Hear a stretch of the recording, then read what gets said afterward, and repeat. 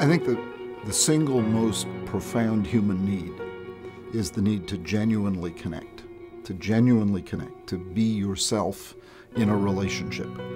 Well, a lot of people who suffer from depression feel so ashamed of their genuine self, so ashamed and afraid of their true feelings, their true thoughts, that they hide them and they create a kind of false self that they present to the world.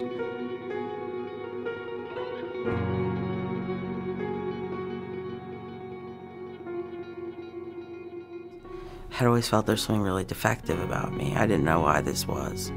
I was in a pretty abusive household. Growing up, my parents divorced when I was 12.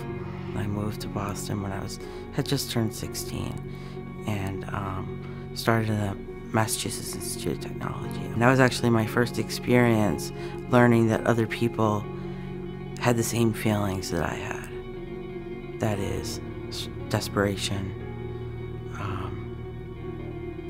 isolation. It was just after I lost my job and I was looking at losing my house.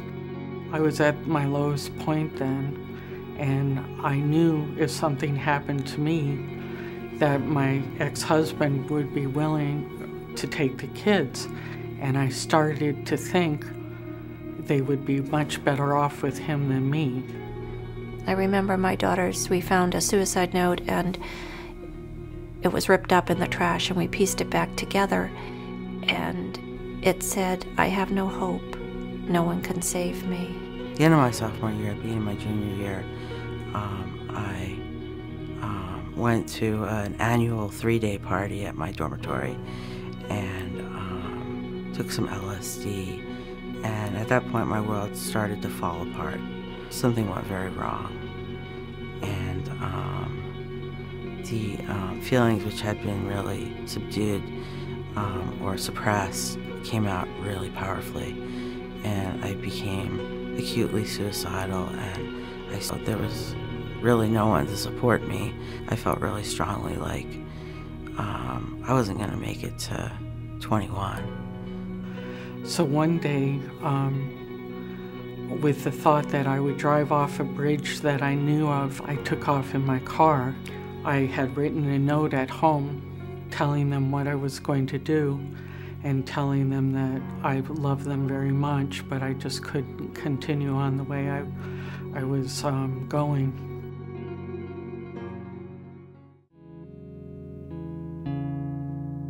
I've been told by one of the doctors that people in this kind of pain, it's like being on fire, and the only way that they can end their pain is to take their own life. My daughter died from depression. It was a disease that we just weren't able to help her overcome.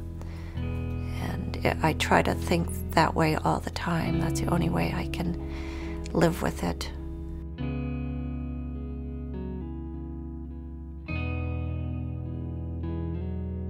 Human beings need to talk about what they're going through. People find themselves out there alone and unable to really talk about what their experience is and what they're going through. I had no one left I could call. I had nobody left. And it was very bad. And that's when I discovered the Samaritans.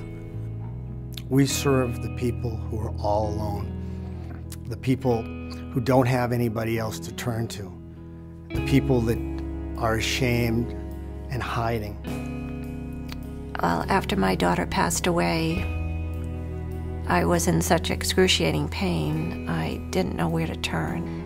And I remember that I would go to the cemetery to see my daughter. All I know is that I made that phone call. After that phone call, I was able to breathe again and leave my daughter's gravesite and go back home to my family in one piece.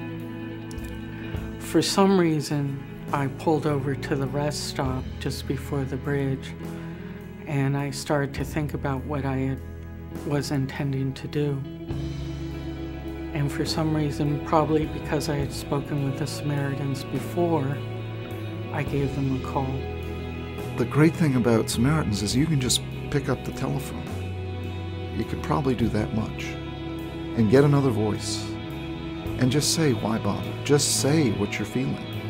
And that other voice will hear you, will understand you, will connect with you. And you know what? That's the beginning of hope.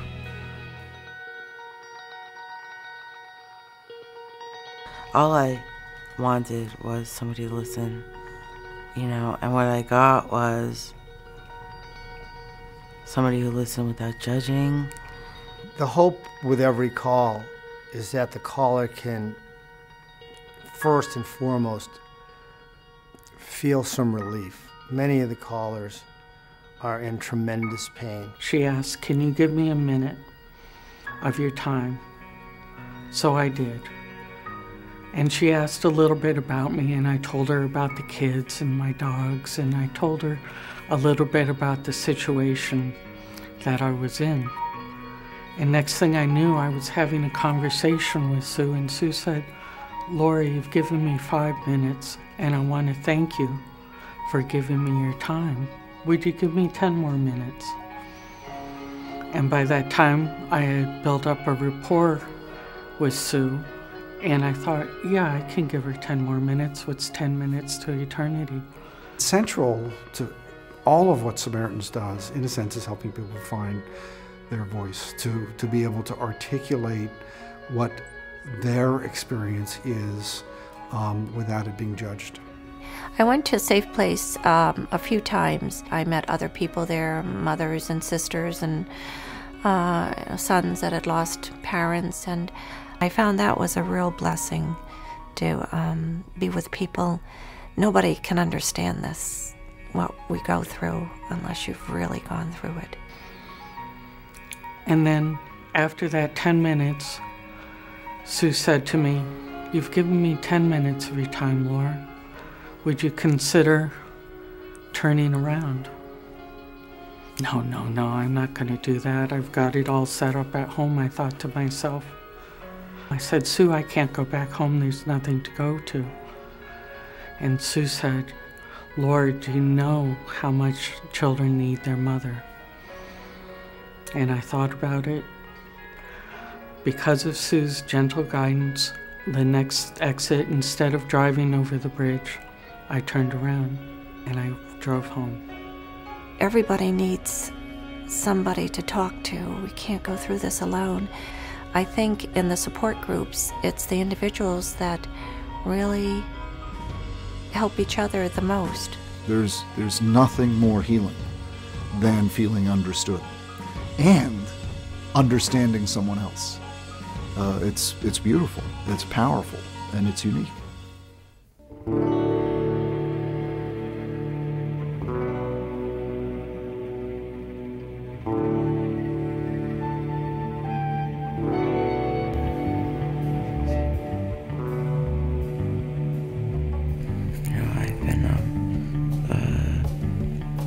Sober now for over 13 years,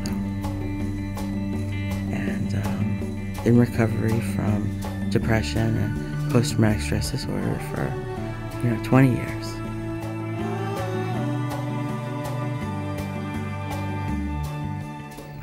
And that day, Sue saved my life, because without her gently guiding me, I would have driven off the bridge.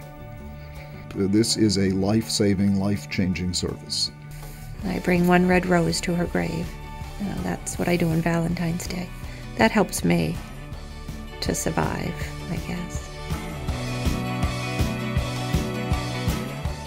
And next thing you know, you're not alone, cut off, alienated, suffering.